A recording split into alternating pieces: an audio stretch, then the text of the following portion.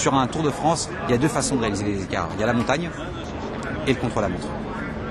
En fait, c'est un combat contre le chrono. C'est-à-dire que tu ne te bats pas directement contre des adversaires, mais plutôt contre le chronomètre. Et l'idée étant de faire le meilleur temps possible sur un parcours donné. Et l'emporte celui qui réalise le plus petit temps par rapport à ses adversaires. Bonne chance Rémi, bon tour. Hein. Ouais, ça va aller. Ah, tu travailles pour Europe 1? Eh oui. Ah ouais. Mais on a mal tourné. Toi, t'as bien tourné, toi, t'es un champion. Moi, j'ai mal tourné, voilà. Ah, ça va. Elle avait chuté l'an dernier sur les routes du Tour.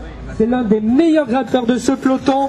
Je vous propose de l'applaudir alors qu'il rejoint le portique de départ, Rémi Di Gregorio. Rémi Di Gregorio. Ben écoute, on suit Rémi Di Gregorio, un coureur français, ce qui est bien pour la Française des Jeux. Et puis tu vois, donc en même temps, il y a des voitures invitées.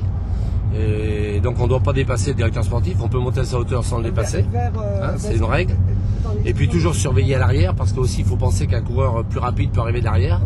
Et à ce moment-là, il faut se laisser doubler à la fois par le coureur et les voitures de coureurs. Les coureurs partent de minute en minute, pour une distance qui est en l'occurrence de 29 km 400. Et ben, le meilleur temps sur cette distance va remporter l'étape. Mais aussi, il y a des gros incidents sur le classement général, parce que c'est vraiment le plus fort qui gagne et qui pourrait des fois prendre le maillot jaune ce soir. Il y aura sûrement changement de maillot jaune ce soir.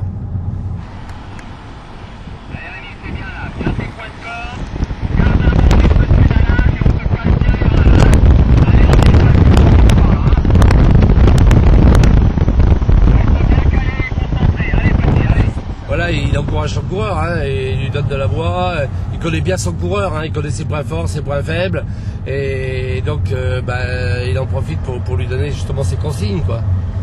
Alors, anecdote, ce gamin-là, il sort du quartier nord de Marseille. C'est vraiment un gamin qui est sorti des quartiers nord de Marseille, ça. C'est beau qu'un gamin des quartiers nord en arrive à ce niveau, de par sa qualité physique, mais grâce à sa classe, il a quand même été pro, et puis voilà, quoi. C'est bien.